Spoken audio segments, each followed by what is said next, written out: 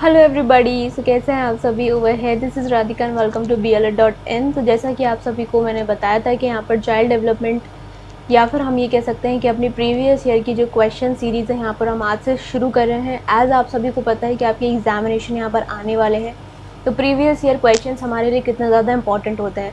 हम सभी ईयर्स को यहाँ पर कवर करेंगे, फर्स्ट सेकेंड थर्ड फोर्थ, और सभी के लिए यहाँ पर पहले हम लेटेस्ट पेपर को डिस्कस करने वाले हैं। So welcome to the channel. जितने भी लोग नए हैं और पहली बार देख रहे हैं तो सब्सक्राइब ज़रूर करें, जिससे कि जो यहाँ पर सारी अपडेट्स हैं आपको डेली मिलनी चाहिए। ऑल्सो क्योंकि यहाँ पर ये आपके सेशंस बहुत ज़्यादा बेनिफिशियल होने वाले हैं जब तक आपके एग्ज़ाम्स हैं, ठीक है। तो ये यहाँ पर मैं आपके लिए सीरीज़ लेकर आ गई हूँ। कुछ इंपॉर्टेंट यहाँ पर बात है, ये पार्ट 1 है जहाँ पर हम शॉर्ट टाइप करने वाले हैं। नेक्स्ट यहाँ पर हम ये देखने वाले हैं कि ये कुछ इंपॉर्टेंट पॉइंट्स हैं इस सीरीज़ को शुरू करने से पहले जो आप सभी को यहाँ पर पता होने चाहिए। हम बात कर रहे हैं यहाँ पर मेन पॉइंट्स की। ये जो है सभी के लिए हेल्पफुल होने वाले हैं, सभी यूनिवर्सिटीज़ के स्टूडेंट्स के लिए हेल्पफुल है, चाहे वो BU झांसी का बच्चा हो, चाहे MJ PRU JNCU, क्योंकि सिलेबस यहाँ पर सेम है। यहाँ पर आपको ये सीरीज़ डेली 7 बजे देखने को मिलने वाली है। यहाँ पर आपको 7 बजे ये सीरीज़ देखेंगे डेली, क्योंकि एग्ज़ाम्स आपके आने वाले हैं, तो रेगुलरिटी ज़रूरी भी है आपकी और मेरी। यहाँ पर लास्ट ईयर के हम पेपर्स डिस्कस करेंगे 2023 के, फिर हम इसके पीछे के पेपर्स भी डिस्कस करेंगे। नेक्स्ट यहाँ पर हम सारे ईयर्स के लिए करेंगे। बाइलिंगुअल रहेगा सेशन, हिंदी और इंग्लिश दोनों ही मीडियम के स्टूडेंट्स के लिए यहाँ पर ये बेनिफिशियल होने वाला है। वीडियो के बीच बीच में मैं आपको कुछ इंपॉर्टेंट इन्फॉर्मेशन के बारे में बताती रहूँगी, कुछ न्यूज़ेस जो आप सभी एज ए स्टूडेंट उनके लिए बहुत इंपॉर्टेंट है। सबसे बड़ी बात यहाँ पर क्या है कि मैं आपको इस पूरे सेशन के दौरान सिर्फ आंसर आपको नहीं समझाऊंगी, लेकिन आपको ये बताऊंगी कि किसी भी क्वेश्चन में, अगर कोई क्वेश्चन आपके एग्ज़ाम में आता है और अगर आपको वो आता है या नहीं, लेकिन फिर भी आपको कैसे यहाँ पर आंसर लिखना है, ठीक है। तो इफ़ेक्टिव आंसर राइटिंग होनी चाहिए, क्योंकि एक चीज़ को आप थोड़ा सा यहाँ पर समझ लीजिए ब्रीफली। अगर आपको नॉलेज है लेकिन अगर आप एग्जामिनेशन में आंसर राइटिंग नहीं कर पा रहे हो, आपकी पुअर राइटिंग है, ठीक है। दूसरी बात यह है कि अगर आपको डायग्राम्स बनाने नहीं आ रहे, या फिर आपको कोई भी चीज़ जो है आप बहुत स्लो लिख रहे हो, ठीक है, तो आपको क्या होगा, एग्जामिनेशन बाद में छूटेगा। तो ये सारी चीज़ें आपकी होनी चाहिए। तो चलिए हम यहाँ पर आगे बढ़ते हैं, सभी पैटर्न को देखते हुए चलेंगे और सभी लोग इस वीडियो को शेयर करेंगे और सभी लोगों के साथ इस वीडियो को पहुँचाएँगे, जिससे कि डेली सभी बच्चे सेशन का लुत्फ़ उठा सकें। तो देखिए, हम आज कर रहे हैं चाइल्ड डेवलपमेंट का 2023 का पेपर, ठीक है, जो कि लेटेस्ट रहेगा, यहाँ पर सभी के लिए यूज़फुल है। जैसे कि बताया मैंने, यहाँ पर 3 घंटे का आपका समय होता है, 70 नंबर का ये पेपर होता है। इसके साथ साथ जो आपका यहाँ पर सेकंड पेपर है समकालीन भारत का, ठीक है, कॉन्टेम्प्रेरी इंडिया का, वो भी आपका 70 मार्क्स का ही होगा, ठीक है। बाकी सारे आपके होंगे 35 मार्क्स के। ये है बेसिक पैटर्न। हम आज शॉर्ट देख रहे हैं। शॉर्ट में क्या होता है, 10 क्वेश्चन आपको दिए होते हैं, जिसमें से ये आपको 7 अटेम्प्ट करने होते हैं। जो फर्स्ट ईयर के बच्चे हैं उनके लिए ये इंपॉर्टेंट है जानना, ठीक है। तो 7 क्वेश्चंस होते हैं, 4 मार्क्स के होते हैं, तो आपके होगा 28 मार्क्स। लेकिन वीडियो में हम पूरे 10 के 10 क्वेश्चंस को यहाँ पर डिस्कस करने वाले हैं। आपको बहुत सिंपल लैंग्वेज मिलेगी, जो मैंने यहाँ पर आंसर्स लिख रखे हैं, ठीक है।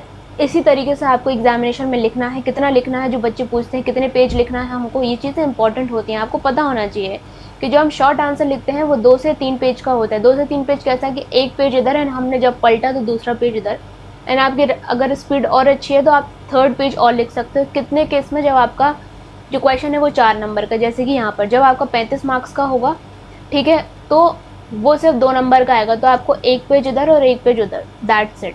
इससे ज़्यादा आपको नहीं लिखना। दोनों मीडियम के बच्चे थोड़ा सा धैर्य बना के रखेंगे, क्योंकि हम हिंदी और इंग्लिश दोनों में ही इसी वीडियो में यहाँ पर डिस्कस करने वाले हैं। और यहाँ पर आप सभी लोग यहाँ पर लैंग्वेज को बहुत ज़्यादा ध्यान में रखेंगे। क्वेश्चन आते ही आपको क्या लिखना है ये भी मैं बीच बीच में वीडियोज़ में बताती जाऊँगी, इसलिए ये वीडियोज़ आपके लिए बहुत ज़्यादा हेल्पफुल है। जल्दी से शेयर कर दीजिए, हम बढ़ते हैं यहाँ पर आगे। चलिए, जो पहला क्वेश्चन आया था आपके 2023 में वो ये था कि यहाँ पर आपको various stages of child development के बारे में बताना था। जो बाल विकास की विभिन्न जो अवस्थाएं हैं, मतलब स्टेजेस हैं, उनके बारे में आपको बताना है कि कैसे जो एक बच्चा है वो डेवलप होता है वेरियस स्टेजेस से निकल के। तो चलिए हम यहाँ पर थोड़ा सा पैराग्राफ लिखते हैं, जहाँ पर हम इंट्रो देते हैं। तो बाल विकास एक जटिल प्रक्रिया है जो कि कई चरणों में विभाजित हम इसको करते हैं, जो प्रत्येक चरण के विशिष्ट शारीरिक, संज्ञानात्मक, सामाजिक और भावनात्मक परिवर्तन होते हैं। इनके मुख्य चरण यहाँ पर दिए हुए हैं। अब हम बात करने वाले हैं वेरियस स्टेजेस के बारे में। हर स्टेज में बच्चे के 4 डेवलपमेंट को हम लेकर चलेंगे। बच्चे का फिजिकल डेवलपमेंट, यहाँ पर कॉग्निटिव डेवलपमेंट, आपका सोशल डेवलपमेंट और इमोशनल डेवलपमेंट, ठीक है। तो चलिए देखते हैं। देखिए, डेवलपमेंटल स्टेज में सबसे पहले आता है प्रीनेटल डेवलपमेंट, जिसको हम कहते हैं प्रसव पूर्व विकास। यहाँ पर हम देखेंगे कि ये जो चरण है वो गर्भाधान से जन्म तक होता है। जब बच्चा माँ के पेट में होता है 9 महीने के लिए, ये उस समय का पीरियड है। तब भी बच्चे का क्या है, डेवलपमेंट तो होता ही है ना। तभी तो आप 9 मंथ्स में जो बच्चे को देखते हैं वो कहीं ना कहीं एक डेवलप बच्चा होता है, जो 3 त्रैमासिक में विभाजित होता है, जहाँ पर हम 3 ट्राइमेस्टर्स की बात कर रहे हैं। जो इंग्लिश मीडियम वाले बच्चे हैं वो थोड़ा रुकेंगे, हम इसके बाद जब इसको थोड़ा सा ब्रीफली डिस्कस करेंगे कंक्लूजन में, तो हम इंग्लिश में भी इसको आगे देखने वाले हैं। जब तक आप लोग आराम से सुनते रहें और इसको देखते रहें। तो ये होता है प्रथम त्रैमासिक, जिसमें त्वरित कोशिका जो विभाजन होता है वो होगा, अंगों का निर्माण होगा, केंद्रीय तंत्रिका तंत्र का प्रारंभिक विकास। द्वितीय त्रैमासिक में क्या होता है, निरंतर वृद्धि होती है, चेहरे की विशेषताओं का विकास और शिशु की गतिशीलता की शुरुआत यहाँ पर होती है। तृतीय में क्या होता है, तेजी से वजन बढ़ना, अंगों का परिपक्व होना और जन्म के लिए यहाँ पर तैयार। तो ये आपको प्रीनेटल में यहाँ पर लिखना पड़ेगा। अब बात करते हैं शैशवावस्था, ठीक है, चाइल्ड जो इन्फेंसी हम जिसको कहते हैं। जब बच्चे की 0 से लेकर जैसे उसने जन्म लिया 2 वर्ष तक में क्या क्या उसमें यहाँ पर डेवलपमेंट और विकास आपको देखने को मिलते हैं। देखिए, शारीरिक विकास में क्या होता है, ऊंचाई और वजन में तेजी से वृद्धि होती है। मोटर कौशल होते हैं, जैसे कि बैठना, रेंगना, खड़ा होना, चलना। संज्ञानात्मक मतलब कॉग्निटिव, उसकी बुद्धि का क्या विकास होता है जब वो 0 से 2 की एज में होता है बच्चा। तो देखभाल करने वालों की पहचान करता है, वो अपने पेरेंट्स को जानना पहचानना, आसपास सराउंडिंग्स को देखना शुरू करता है। प्रारंभिक समस्या समाधान कौशल का विकास करता है। यहाँ पर भाषा अधिग्रहण की शुरुआत, जैसे गूगू करना, बुदबुदाना, पहले शब्द, ठीक है, पहले शब्द बच्चा मम्मी, डैडी, माँ, पापा यहाँ पर ये बोलना शुरू करता है। यहाँ पर माँ, डा, इस तरीके से वो बोलता है, ठीक है। सामाजिक मतलब सोशली वो किस तरीके से डेवलप करता है, तो लगाव का निर्माण होता है अपने पेरेंट्स से, उसको स्वयं की पहचान होती है, विभिन्न भावनाओं की अभिव्यक्ति वो करता है। आप देख रहे हैं कि यहाँ पर कितनी सिंपल लैंग्वेज है। एक चीज़ आपको और एग्जामिनेशन में क्या करनी है, आपको ध्यान देना है कि आपको पैराग्राफ राइटिंग बहुत कम से कम करनी है। आपने ये देखा होगा, सारी चीज़ें मैंने यहाँ पर पॉइंट्स में दी हैं। जो टीचर चेक करता है उसको बिल्कुल पसंद नहीं आता है कि आप उसको पैराग्राफ्स में यहाँ पर चीज़ों को प्रोवाइड करें। आप देखिए कितना यहाँ पर मैंने हर चीज़ को कितना सब डिवाइड कर रखा है, इस चीज़ का आपको ध्यान देना है। हम बात कर रहे हैं अब यहाँ पर प्रारंभिक बचपन, जिसको बाल्यावस्था कहते हैं, जो कि 2 से 6 वर्ष में होता है। शारीरिक में क्या होता है, ऊंचाई और वजन में निरंतर यहाँ पर वृद्धि होती है। मोटर कौशल जैसे दौड़ना, कूदना, बच्चा ड्राइंग, फाइन मोटर स्किल्स जिसको हम महीन मोटर कौशल बोलते हैं, वो सीखता है। संज्ञानात्मक में क्या होता है, भाषा बहुत जल्दी से यहाँ पर बच्चा विकसित होता है, भाषा को बहुत जल्दी सीखता है, ठीक है। यहाँ पर उसकी कल्पनात्मक सोच है, उसकी शुरुआत होती है, इमेजिनरी वर्ल्ड में वो जाने की शुरुआत करता है। बुनियादी गणितीय और साक्षरता कौशल, ठीक है, यहाँ पर बेसिक लिटरेसी और न्यूमरेसी की हम बात कर रहे हैं, ठीक है। तो ये चीज़ें वो सीखता है। सामाजिक भावनात्मक में क्या होता है, सोशल और इमोशनल की अगर हम बात करें। सामाजिक कौशल में क्या होता है, साझा करना, बारी बारी से काम करना, मित्रता होती है, फ्रेंडशिप होने लगती है, बच्चा स्कूल जाना लगता है। आत्म संवेदन, आत्मसम्मान का यहाँ पर धीमे धीमे विकास होता है। तो ये पॉइंट्स है छोटे छोटे, आप इसको याद यहाँ पर कर सकते हैं। मध्य बचपन, जो हम 6 से 12 की यहाँ पर जो स्टेज होती है, मध्य बाल्यावस्था जिसको कहते हैं।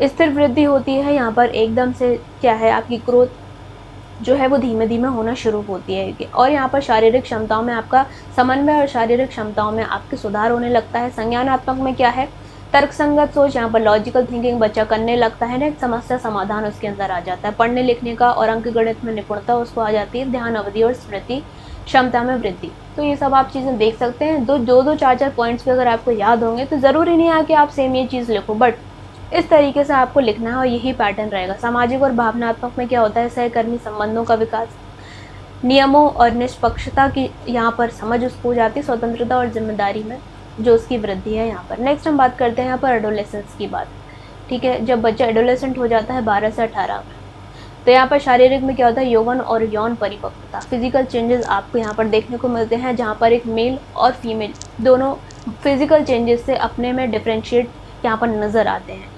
वृद्धि की यहाँ पर झलक आपको वही चीज़ है जो देखने को मिलती है। संज्ञानात्मक विकास की बात करें, अमूर्त सोच, तर्कशीलता, ठीक है। यहाँ पर हम एब्स्ट्रैक्ट थिंकिंग की बात करें, ठीक है।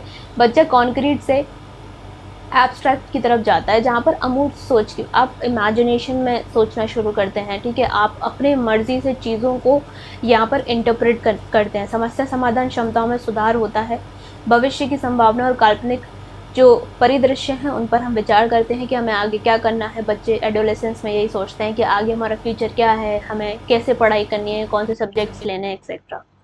सामाजिक और भावनात्मक में पहचान और आत्म संवेदन की खोज के हम कौन हैं, क्या हैं, हम बाद में जाके क्या बनेंगे, अपनी सेल्फ आइडेंटिटी को खोजता है एडोलेसेंस। ठीक है, सहकर्मी संबंधों का महत्व बढ़ाना और अधिक जटिल भावनात्मक जो उनके संवेग हैं यहाँ पर, ठीक है, जो बहुत जटिल होते हैं। कॉम्प्लेक्स यहाँ पर आपके इमोशंस होते हैं, ठीक है, क्योंकि हम बहुत सारी चीज़ों से, बहुत सारी सिचुएशन से एडोलेसेंट्स लड़ रहे होते हैं। तो यहाँ पर उनको क्या है, एक सॉलिड क्या है डिसीजन मेकिंग करनी होती है, इसलिए वो लोग क्या है डरे होते हैं, ज़्यादा सोचते विचारते हैं। तो इन चरणों को समझने से, देखभाल करने से शिक्षक उचित समर्थन प्रदान कर सकते हैं। मतलब एक ये आपका जो है एक निष्कर्ष, ठीक है, ये कंक्लूजन की 2 लाइन आप हमेशा लिखेंगे। शुरू में आप इंट्रोडक्शन की 2 लाइन लिखेंगे और लास्ट में कंक्लूजन की 2 लाइन लिखना बहुत ज़रूरी है।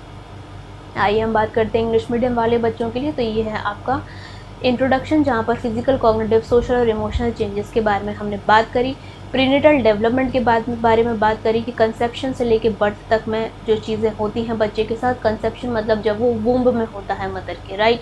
First trimester rapid cell division, organisation, organs का जो फॉर्मेशन है वो होता है। Initial development central nervous system का डेवलपमेंट होता है। सेकेंड ट्राइमेस्टर में कंटिन्यूस ग्रोथ होती है, उसके फेशियल फीचर्स और मूवमेंट उसका शुरू हो जाता है। थर्ड ट्राइमेस्टर में क्या होता है, रैपिड वेट होता है, ऑर्गन्स का मैच्योरेशन होता है और ऑर्गन्स जो होते हैं वो और डेवलप हो रहे हैं। प्रिपरेशन फॉर बर्थ, ये हमने देख लिया था। इन्फेंसी की हम बात कर लें, फिजिकल डेवलपमेंट, रैपिड ग्रोथ होगा, बहुत सारी मोटर स्किल्स बच्चा यहाँ सीखेगा। Cognitive development, recognition of care takers, basic problem solving वो अपनी करेगा। क्विंग, बैबलिंग, फर्स्ट वर्ड्स, मतलब छोटे छोटे वर्ड्स, माँ, डा, डा ऐसे करके वो बहुत सारे वर्ड्स निकालता है। तो ये सारी चीज़ें। सोशल में क्या है, अटैचमेंट होता है उसको, रिकॉग्निशन वो अपनी खुद की बनाने लगता है, और रेंज ऑफ इमोशंस उसके अंदर होते हैं डिफरेंट टाइप से। अर्ली चाइल्डहुड में फिजिकल क्या है, रैपिड ग्रोथ होगी, बहुत सारे मोटर स्किल्स जो हैं वो बच्चे यहाँ सीखेंगे। कॉग्निटिव में हम बात करते हैं rapid language development, symbolic thinking and imaginative play,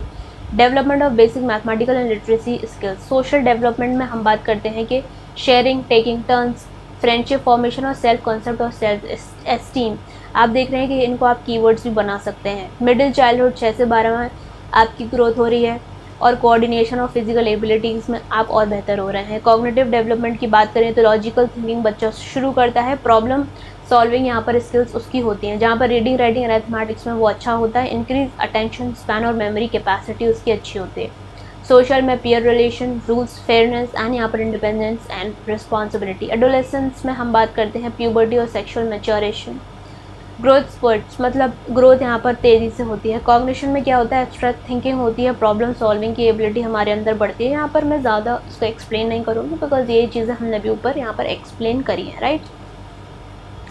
hypothetical scenarios बनते हैं और फ्यूचर की जो भी पॉसिबिलिटीज़ हैं उसके बारे में बच्चा सोचता है। नेक्स्ट आइडेंटिटी और सेल्फ कॉन्सेप्ट बनाता है, पीयर रिलेशनशिप और यहाँ पर इमोशनल एक्सप्रेशंस और रिलेशनशिप, ठीक है। तो ये आपका हो गया conclusion. Now moving on to the very next question, आप बताइएगा सेशन आपको कैसा लग रहा है, ठीक है। हम बढ़ते हैं आगे। देखो, बाल विकास में आनुवांशिकता की क्या भूमिका है। अब यहाँ पर बेसिकली क्या बोल रहे हैं कि रोल ऑफ हेरिडिटी क्या है चाइल्ड डेवलपमेंट। अब देखो, जैसे कुछ बच्चे होंगे जैसे उनको नहीं पता, तो अब आपको क्या करना है, कैसे लिखोगे आप 2 पेज अपने, तो इस चीज़ के बारे में मैं आपको बता देती हूँ। आपको कीवर्ड्स पकड़ना है। यहाँ पर क्या बोला है, आनुवांशिकता। आपको क्या करना है, इंट्रो लिखना है। आप लिखोगे कि आनुवांशिकता क्या होती है, हेरिडिटी क्या होती है, इंट्रोडक्शन।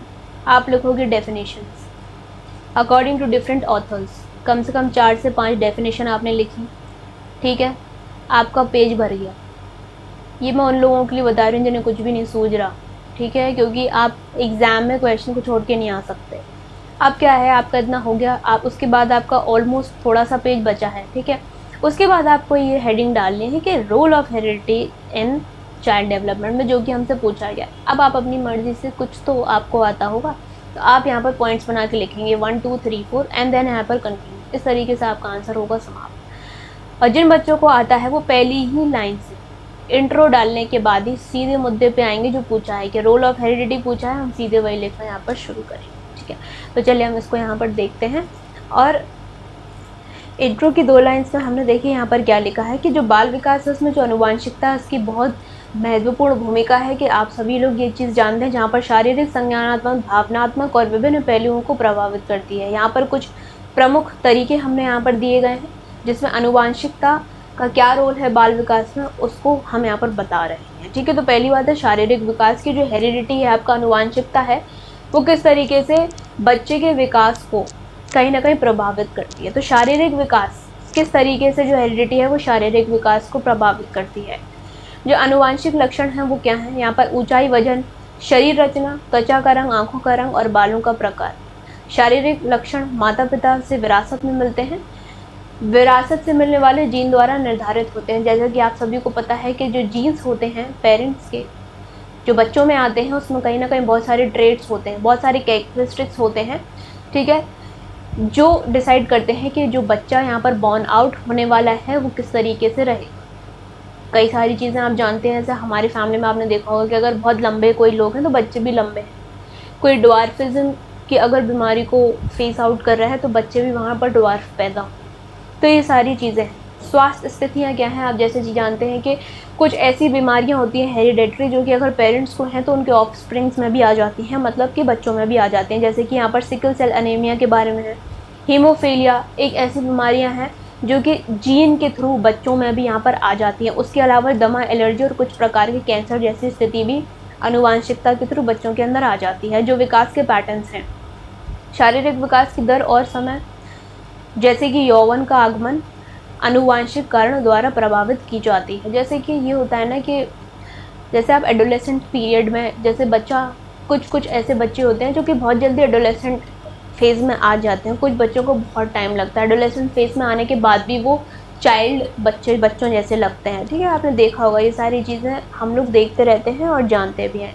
संज्ञानात्मक विकास, हम बात कर रहे हैं अब कॉग्निटिव डेवलपमेंट के बारे में कि संज्ञानात्मक जो कॉग्निटिव डेवलपमेंट है वो हेरिडिटी से कैसे इन्फ्लुएंस होता है। बौद्धिक क्षमताएं कि आनुवांशिकता विरासत के बच्चे जो बौद्धिक क्षमता में निर्धारित करते हैं वो भूमिका निभाते हैं, जैसे कि स्मृति, ध्यान, समस्या समाधान कौशल शामिल है।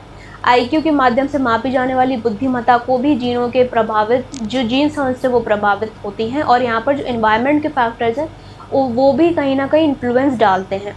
तो जैसे कि आपने देखा होगा कि कुछ पेरेंट्स जो होते हैं बहुत अच्छे आईक्यू के होते हैं, दोनों ही पेरेंट्स अपनी फील्ड में बहुत अच्छा प्रदर्शन कर रहे होते हैं, उनके बच्चे भी कहीं ना कहीं क्या है कि आपको बेटर आईक्यू लेवल के मिलेंगे, प्लस इन्वायरमेंट भी बच्चों का होता है। ठीक है, अगर पेरेंट्स बहुत अच्छे आईक्यू वाले हैं लेकिन बच्चों का जो इन्वायरमेंट है उन पेरेंट्स से दूर ले जाके कहीं ऐसी जगह रख दें जहाँ पर कोई भी उनका इस तरीके से अच्छा आईक्यू वाले इंसान नहीं है, जहाँ के डल लोग रह रहे हैं, ठीक है, कुछ नहीं सीख पा रहा बच्चा, तो कोई मतलब नहीं होगा आईक्यू का, बट वो इन्वायरमेंट के थ्रू क्या है अपने आप को डेवलप नहीं कर पाएगा। तो इन्वायरमेंट भी बहुत ज़रूरी है, ये यहाँ पर ऐसा बोला जा रहा है। शिक्षण जो अक्षमताएं हैं, जैसे अनुवांशिक कारक सीखने की अक्षमताओं, जैसे जो डिसलेक्सिया है, एडीएचडी है, एडीएचडी वो आपका जहाँ पर आप अटेंशन नहीं दे पाते हो किसी भी चीज़ पे, शॉर्ट स्पैन हो गया है आपका, ठीक है, जो कि कॉन्सेंट्रेशन का स्पैन हम जिसको कहते हैं, आत्म केंद्रित जो स्पेक्ट्रम है वो, ये सारी चीज़ें भी जो हैं वो ये कहना चाह रहे हैं कि यहाँ पर हेरिडिटी का इसमें रोल है कि ये सब चीज़ें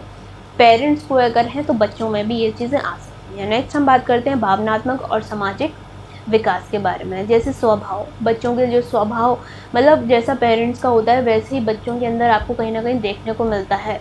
बच्चों का स्वभाव जिसमें मनोदशा, अनुकूलता, गतिविधि स्तर और भावनात्मक तीव्रता जैसे लक्षण भी शामिल होते हैं। ये भी आनुवांशिकता के आधार पर कहीं ना कहीं इन्फ्लुएंस आउट होते हैं। तो ये इस तरीके से चीज़ें हैं, आप इसको लिख सकते हैं। जो मानसिक स्वास्थ्य है, अवसाद, चिंता, बाइपोलर विकार, मानसिक स्वास्थ्य स्थितियों में जो कि आनुवांशिक रूप से होती हैं, तो ये भी सारी हेरिडिटी के बेसिस पे ही सारी चीज़ों के बारे में यहाँ पर बात हो रही है, जो कि वेरियस फैक्टर्स हैं।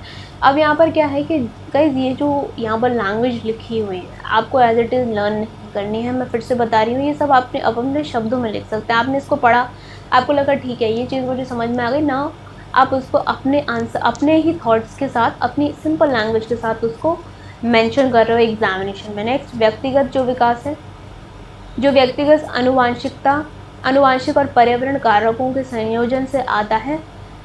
अध्ययनों ने दिखाया है कि इंट्रोवर्टनेस, सहममता, और इंग्लिश मीडियम वालों के लिए गाइस कुछ थोड़ा सा टिपिकल होते हैं हिंदी के वर्ड्स, तो थोड़ा सा आपको मैनेज करना पड़ेगा। जैसे लक्षण भी यहाँ पर क्या देखने को मिलते हैं। सिंपल सी बात यह है कि आपने कई बार देखा होगा कि बच्चे इंट्रोवर्ट और एक्सट्रोवर्ट होते हैं।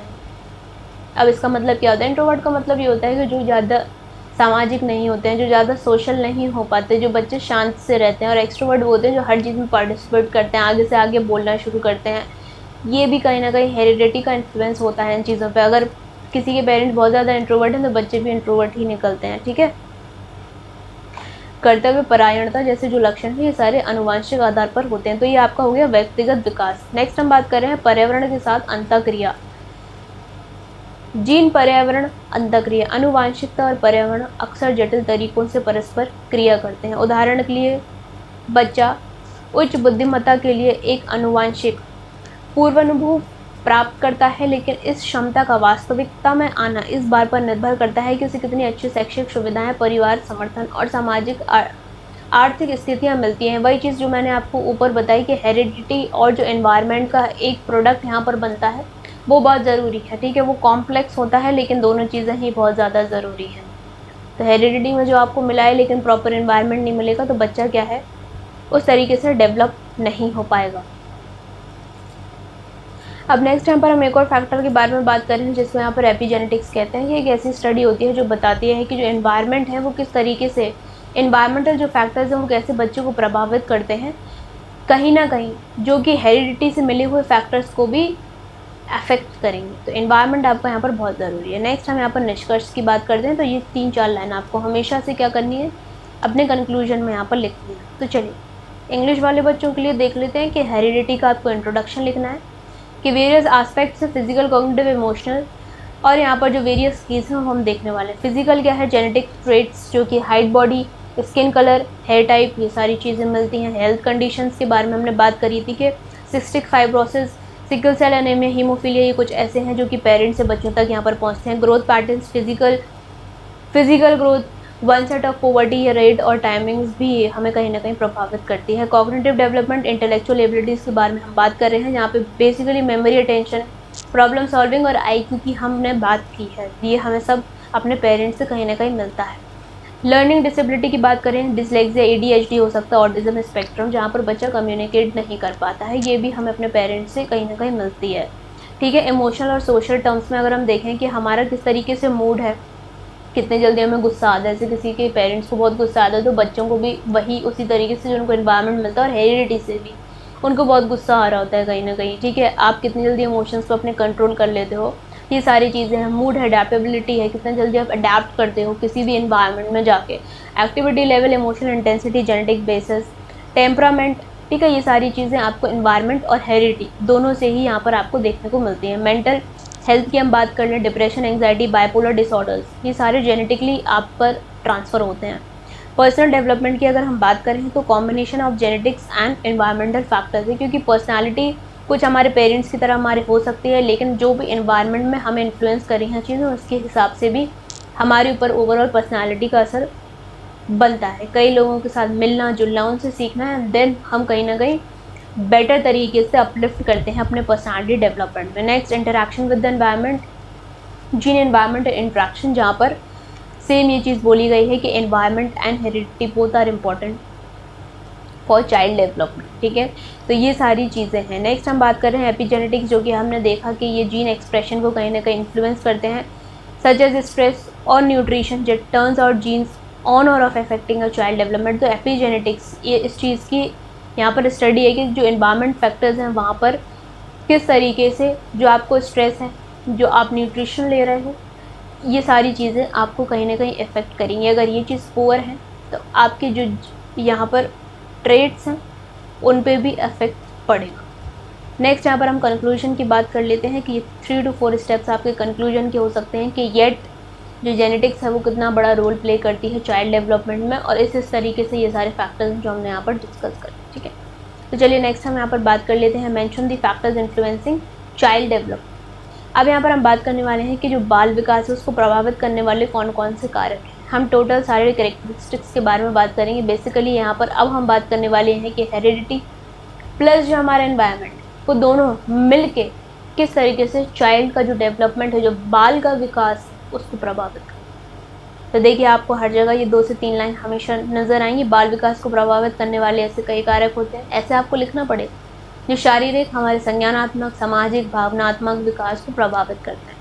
आइए इन कारकों में से हम सभी को डिस्कस करते हैं। तो इस तरीके से आपको लिखना पड़ेगा। अब बात आती है आंतरिक कारक और बाहरी पर्यावरण कारक। आंतरिक का मतलब ये हो गया जो हमारे हेरिडिटी से रिलेटेड है, और बाहरी कारक से रिलेटेड है कौन से, एनवायरनमेंट। जो एनवायरनमेंट में हम रहते हैं वो कैसे कैसे इन्फ्लुएंस करता है। चलिए हम एक एक करके इस चीज़ को डिस्कस करते हैं।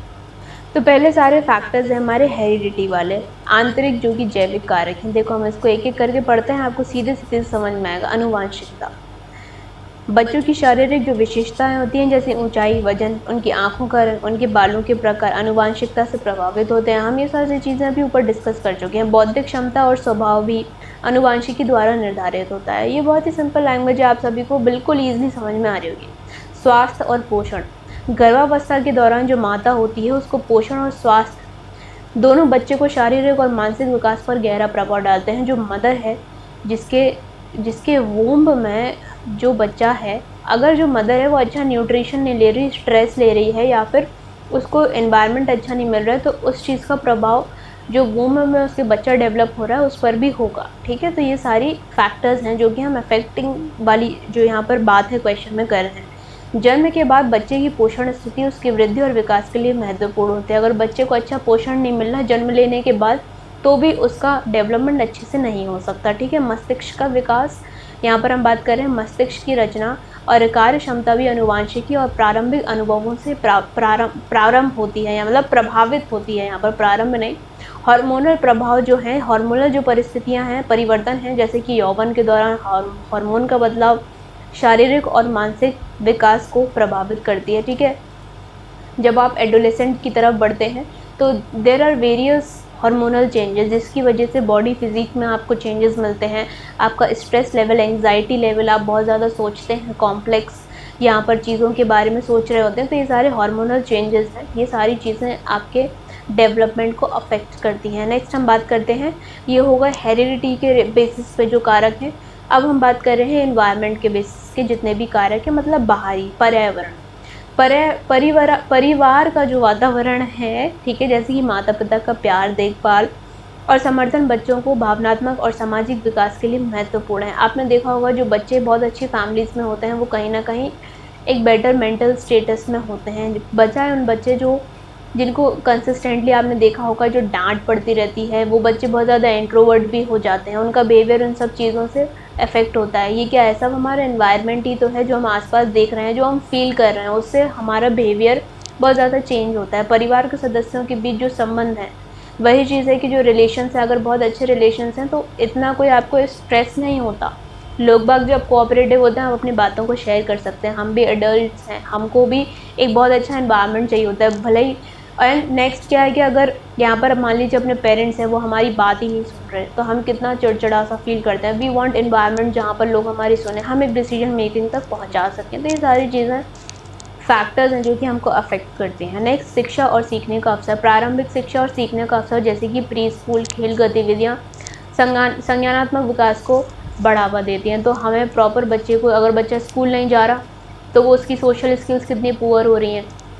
ठीक है, उसको ये नहीं पता कि यूनिटी कैसे मेंटेन करनी है, उसको फ्रेंडशिप के बारे में नहीं पता, उसकी कोई भी जो सोशल स्किल्स हैं वो डेवलप नहीं हो रही, पर्सनल स्किल्स उसकी डेवलप नहीं हो रही, स्किल्स उसको पढ़ने लिखने रीडिंग की स्किल्स उसको नहीं आ रही। तो आप देखिए कि उसका किस तरीके से डेवलपमेंट यहाँ पर इफेक्ट हो रहा है। अच्छे स्कूल में पढ़ना और एक बुरे स्कूल में पढ़ना, जहाँ पर बुरे स्कूल इन द सेंस जहाँ पर एक्टिविटीज़ नहीं है, जहाँ पर बच्चों का ध्यान नहीं रखा जा रहा, उनकी हर एक छोटी छोटी चीज़ों का ख्याल नहीं रखा जा रहा, तो वो भी तो अफेक्ट करती है ना। हमको एनवायरनमेंट ही नहीं मिला बच्चे को अच्छा बनने के लिए।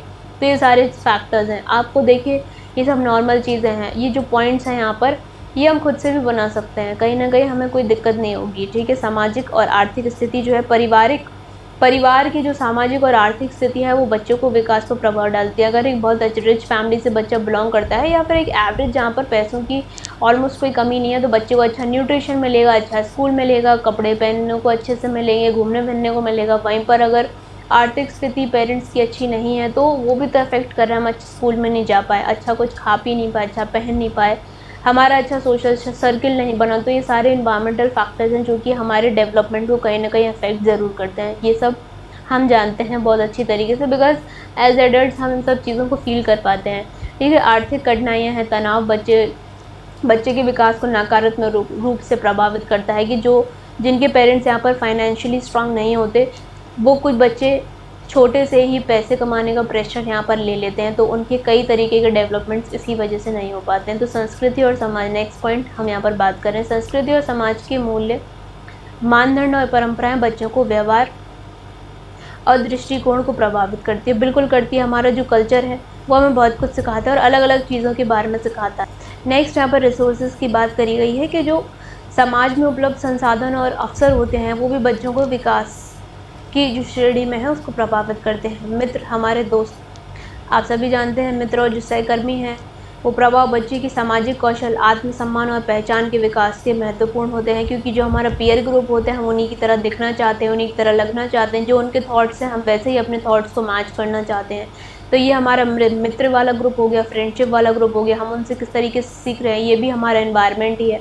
ठीक है। समूह की जो गतिविधियाँ हैं, जो खेल हैं, उनमें भाग लेना, सामाजिकता, सोशल स्किल्स हम सारी एनवायरनमेंट से ही सीखते हैं और ये हमको कहीं ना कहीं अफेक्ट करती हैं हमारे डेवलपमेंट में। मीडिया और प्रौद्योगिकी, जो टेलीविज़न, इंटरनेट है, सोशल मीडिया, आजकल आप सभी अवेयर हैं सबके बारे में, तो जैसा हम लोग देख रहे हैं वैसा ही सोच रहे हैं और वैसा ही हम बन रहे हैं। तो ये क्या है, एनवायरनमेंट है, हमें अफेक्ट कर रहा है।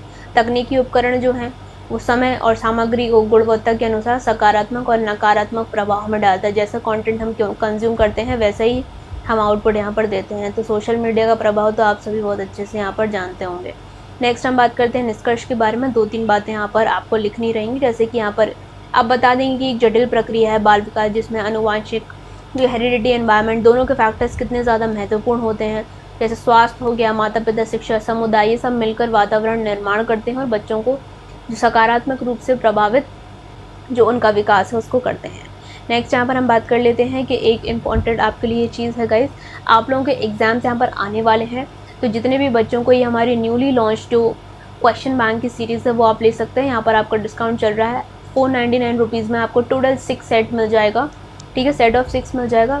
बेसिक बात यहाँ पर क्या है कि हम लोगों ने यहाँ पर जो बाल विकास है या फिर सारे सब्जेक्ट्स में क्या है कि थ्योरी भी है और यहाँ पर प्रश्न बैंक भी है।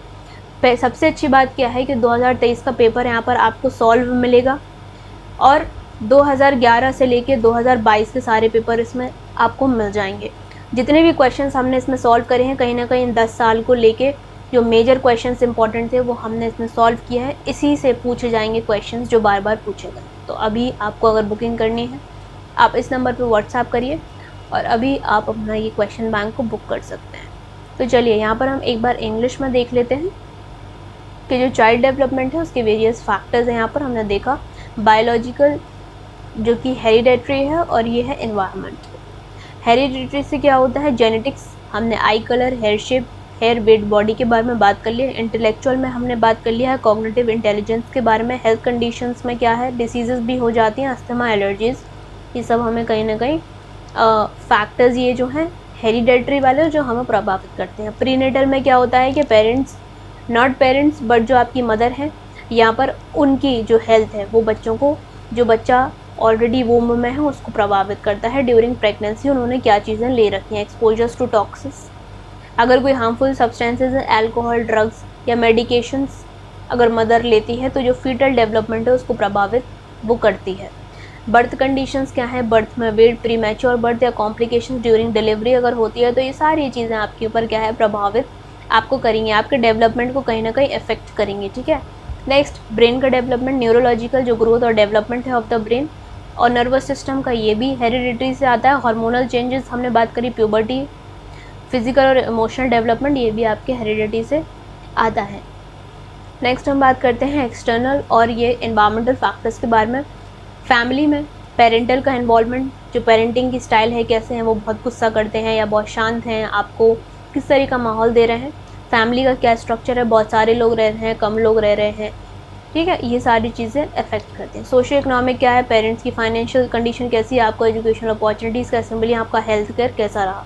एजुकेशन और लर्निंग अपॉर्चुनिटीज़ में क्या है, अर्ली चाइल्डहुड एजुकेशन आपकी कैसी रही, स्कूल क्वालिटी आपकी कैसी है, लर्निंग रिसोर्सेज आपको कितने यहाँ पर मिले। सोशल इंटरेक्शन में क्या था, आपका पीयर रिलेशन आपके दोस्तों के साथ, सोशल स्किल आप वैसे ही डिस्कवर करते हो जब आप अपने दोस्तों के साथ रहते हो, बाहर निकलते हो। Next, community engagement, participation in community activities and social group. Cultural और सोसाइटल में क्या होता है, कि आपके वैल्यूज़ कैसे हैं, आपकी कल्चर आपको क्या सिखा रहा है, आपकी सोशल एक्सपेक्टेशंस आपकी कैसी हैं, जो आपके नॉर्म्स हैं, तो वो आपके बिहेवियर, एजुकेशन और रोल्स तीनों को अफेक्ट करते हैं। मीडिया एक्सपोजर आप सभी जानते हैं। फिजिकल एनवायरनमेंट के बारे में बात करें, लिविंग कंडीशंस कैसी हैं, आपका घर कैसा है, आसपास का एरिया कैसा है, ये सारी चीज़ें रहती हैं। जैसे नेबरहुड की सेफ्टी, अगल बगल आसपास कैसे लोग रहते हैं, एनवायरमेंटल हैज़ार्ड्स, आप जहाँ रहते हैं वहाँ पोल्यूशन तो नहीं है, ऐसे अनलिविंग मतलब अनसेफ लिविंग कंडीशंस तो नहीं है वहाँ पर, access to nature, outdoor play, interaction with natural environment. ठीक है, ये सारे आप देख रहे हो कितना ईजी है।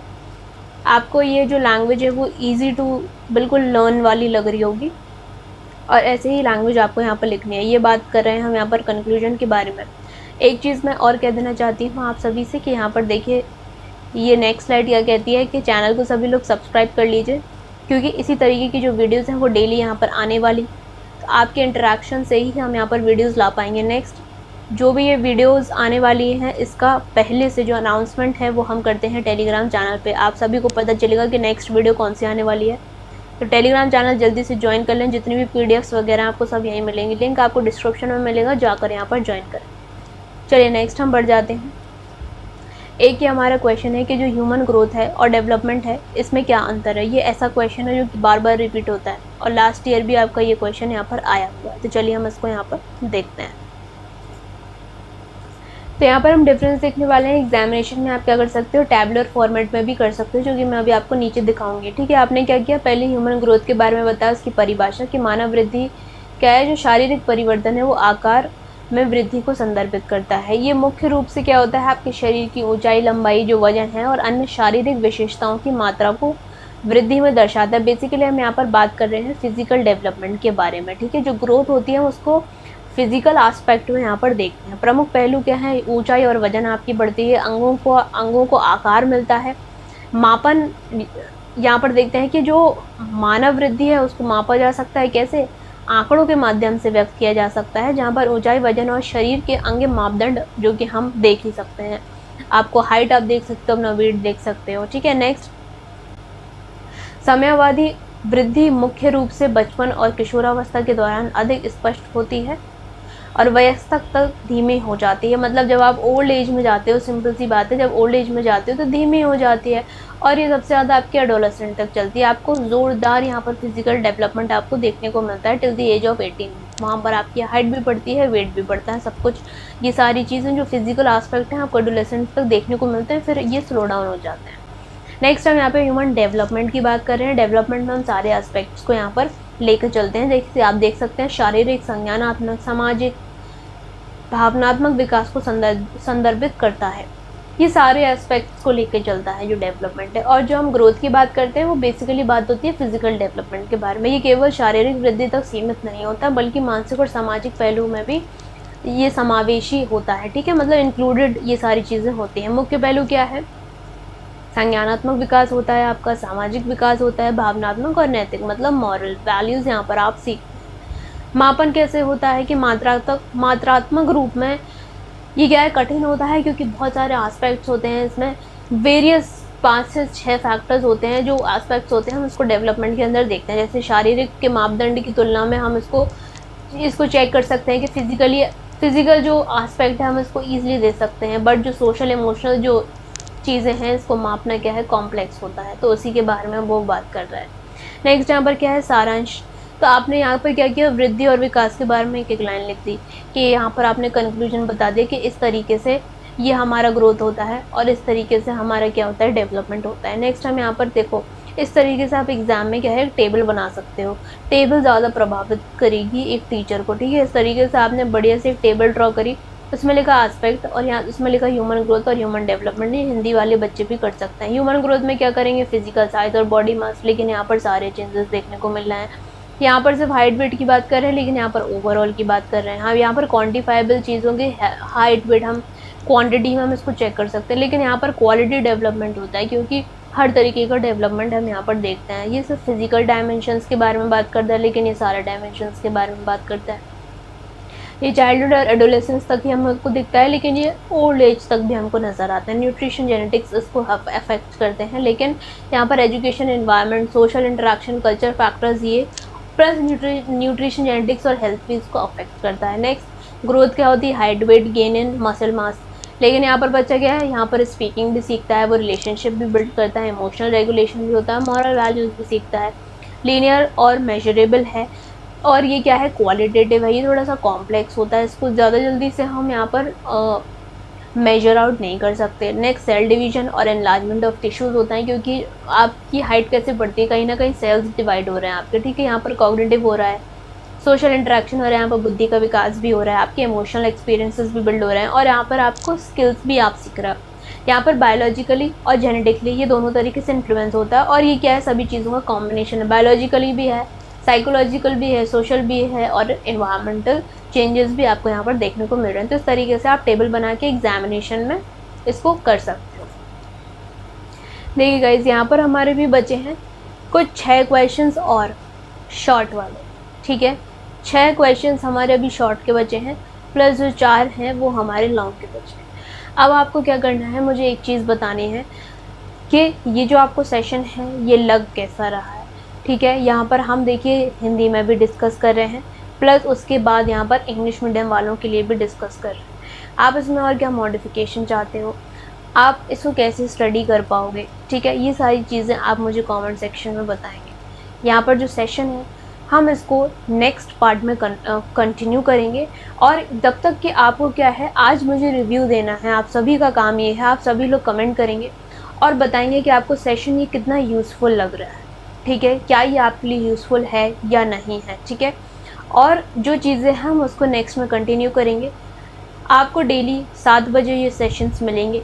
मैं आपसे रिस्पांस की उम्मीद कर रही हूँ, इसलिए सभी लोग कमेंट करें, सभी लोग अपने दोस्तों के साथ इसको शेयर करें, जिससे कि मुझे मैक्सिमम रिस्पांस के बारे में यहाँ पर पता चल पाए, सो दैट हमें सीरीज़ को क्या है आगे बढ़ाकर ले जा सकें, क्योंकि सभी के लिए क्या है, कहीं ना कहीं इंपॉर्टेंट है, और एग्ज़ाम पॉइंट ऑफ व्यू से तो ये बहुत ज़्यादा इंपॉर्टेंट है। आप ये सारे क्वेश्चन दोबारा से आपको एग्ज़ाम में कहीं ना कहीं देखने को मिलेंगे, ठीक है। PDF के रिगार्डिंग भी आप मुझे चीज़ों को बता सकते हैं। तो आज आप पूरा अपना यहाँ पर ओवरऑल एक्सपीरियंस जितना अभी तक मैंने आपको समझाया वो लिखेंगे कमेंट सेक्शन में, और कल हम इसका पार्ट 2 यहाँ पर कंटिन्यू करेंगे।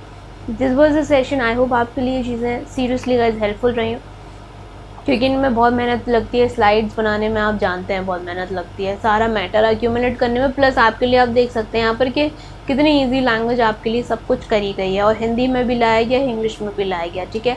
तो सभी लोग बताएंगे, चैनल को ज़रूर से सब्सक्राइब करिएगा, इस बेल बटन दबाइए, जिससे कि सारे ही कल से जो वीडियोस यहाँ पर डलने वाले हैं आप सभी को मिलते रहें गाइस। तो चलिए, आई होप आपको अच्छा लगा होगा, कमेंट्स का मैं वेट कर रही हूँ, और कल इसके पार्ट 2 ज़रूर आए। तो चलिए मिलेंगे गाइस हमारे नेक्स्ट वीडियो में, take care, all the best and bye.